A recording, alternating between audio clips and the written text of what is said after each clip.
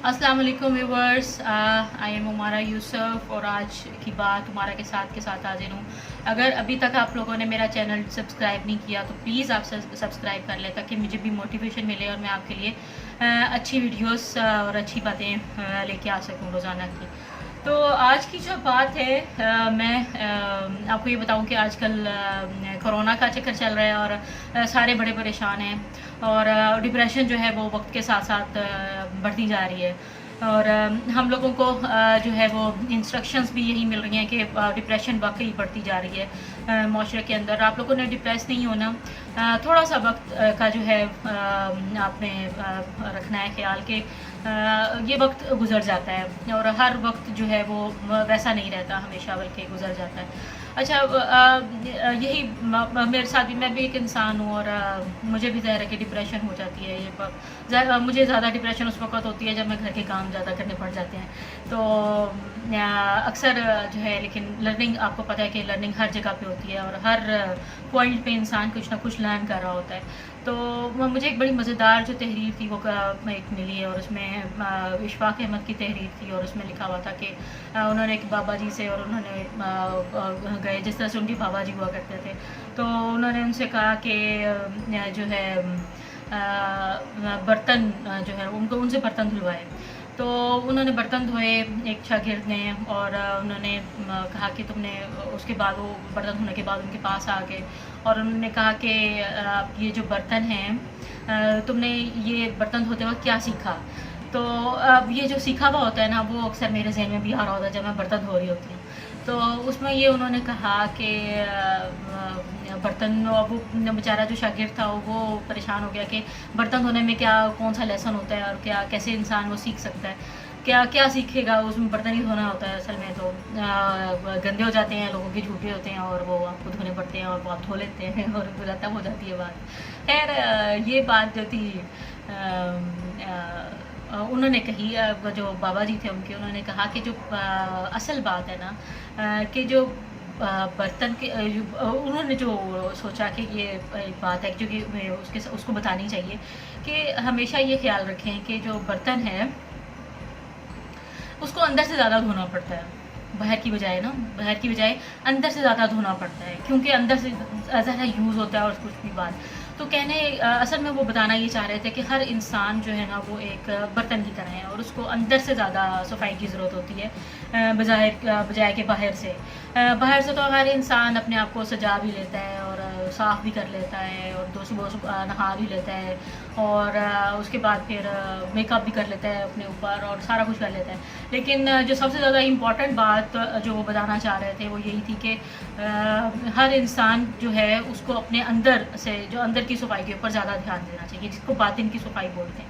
बातिन की सफाई के लिए आजकल मैं अगर आपको ये बात बताऊं, कुछ बड़ी इंटरेस्टिंग हैं कि अपनी बातिन की सफाई कैसे की जाए। कुछ हैं बंदे के नमाज़ पढ़ते हैं, वज़ू करते हैं, एक वज़ू करने से आपको रियलाइज़ होता है कि आप नमाज़ पढ़ने जा रहे हैं और बाहर से तो आप साफ़ हो ही जाते हैं और जब आप नमाज़ पढ़ते हैं आपके गुनाह भी धुल जाते हैं और आपकी ये होता है, एक एलिमेंट होता है कि आपका जो है आपके अंदर की सफाई भी हो रही है, आप पाक होते जा रहे हैं आहिस्ता आहिस्ता। तो इस पाकी की जो ज़रूरत है ना, वो हमें 5 वक्त नमाज के अलावा भी ज़रूरत होती है। अपने जहन को क्लटर से, अपनी गंदगी से साफ़ करना और गंदगी का एहसास होना, आपके इर्द गिर्द एहसास होना और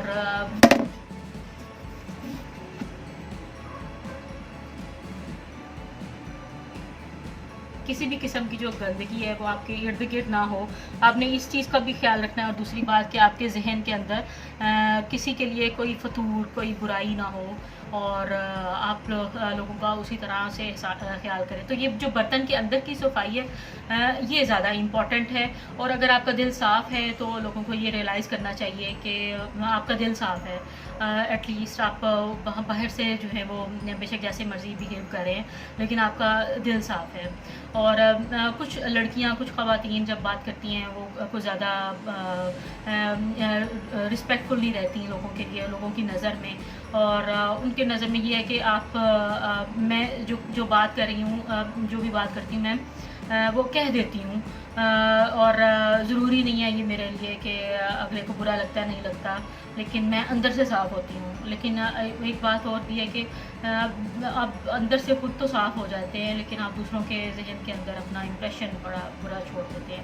لیکن یہ وقت کے زندگی کے ساتھ ہیں، اور یہ چیزیں ہم سب کو فیس کرنی پڑتی ہیں.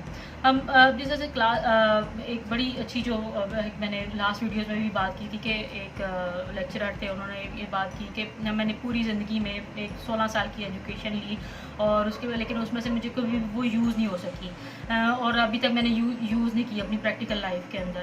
میں کچھ سیکھ نہیں سکا. تو میں آپ کو یہ بتا دوں کہ ایک تو ایجوکیشن انسٹیٹیوشنز جو ہیں، یا آپ کا ایجوکیٹڈ ہونا آپ کے اندر ایک لرننگ ہیبٹس پیدا کر دیتی ہے، سب سے پہلی بات. اور آپ کو ساری زندگی جو ہے وہ آپ اس کے اوپر بلڈ اپ کرتے رہتے ہیں، آپ لرن کرتے رہتے ہیں، کچھ نہ کچھ اپنی نیا کچھ نہ کچھ سیکھتے رہتے ہیں.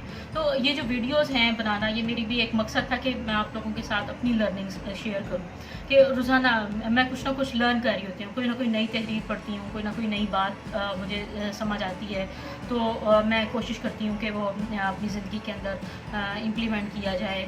لیکن یہ ساری چیزیں جو ہے آپ کو باطن کی صبح جو ہے وہ اپنے قرآن پاک کو پڑھیں، اور اپنی بیہیویئر کے اندر چینجز لانے کی کوشش کریں. جو لرن کرنا ہوتا ہے نا، لرننگ کا جو ایک کانسیپٹ ہے، وہ آپ کے بیہیویئر کے اندر بیہیویئر ہوتا ہے، جو ایکشن آف پیپل ہوتا ہے. ایکشن کے لوگوں کے ایکشن میں مکمل طور پر تبدیلی آنے کو ہم لرننگ بولتے ہیں. تو ہمیں کوئی بھی چیز پڑھتے ہیں سنتے ہیں تو ہمیں ایک لرننگ کا جو ہے نا وہ کانسیپٹ وہ ایک دم سے ہمارے ذہن میں آنا چاہیے. آج کی یہ بات تھی. Thank you very much. اللہ حافظ.